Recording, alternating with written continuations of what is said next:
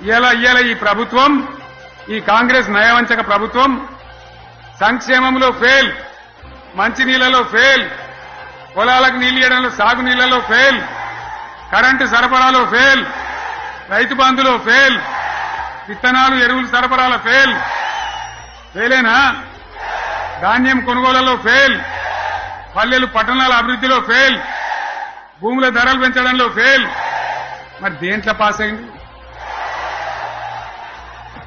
ఎటుపడితే అటు ఒర్రుడు, దేవుళ్ల మీద ఒట్టు పెట్టుడు, అబద్ద వాగ్దానాలు చేసుడు, 20-30% కమిషన్లు తీసుకున్నాడు, సంచులు నింపుడు, సంచులు మోసుడు.